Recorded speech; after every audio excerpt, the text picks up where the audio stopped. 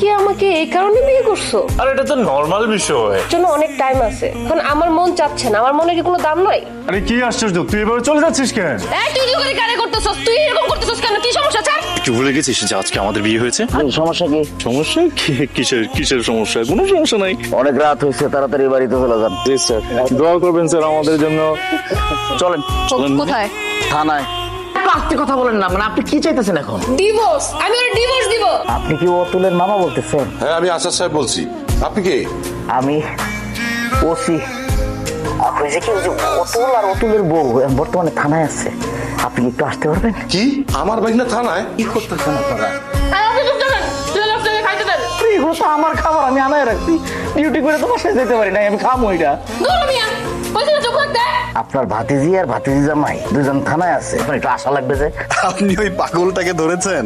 কিন্তু তাই বলে এরকম থানায় এসে তো ধরেন আমার ফাইল থেকে শুরু করে খাবার দাবার পুরো থানাটা তস্তস করে ফেলাইছিল। আমি আসলে একলা পারতাছি না, আপনারা কি একটু দরকার? আমার ভাগনার কি অপরাধ? কেন আনছেন? কারো কোনো অপরাধ নাই, অপরাধ আমার।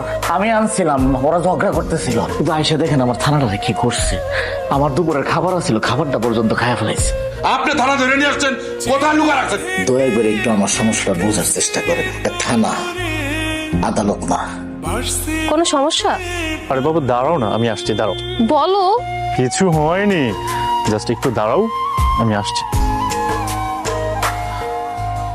না রে বাবা, তুমি একটু দাঁড়াও, আমি জাস্ট আসছি তো। ও আরেকটা কথা, ওইদিকে তাকাবে না, তুমি ওইদিকে ফিরে থাকো। তাকাও ওইদিকে, এদিকে তাকাবে না। শান্তি চুক্তি করছি, আজ থেকে নো ঝগড়াঝাটি, only fun. I love you too. তোমার সাথে আমার রাতটা স্মরণীয় ছিল না। তোমার সাথে এই প্রথম সকালটা অনেক সুন্দর।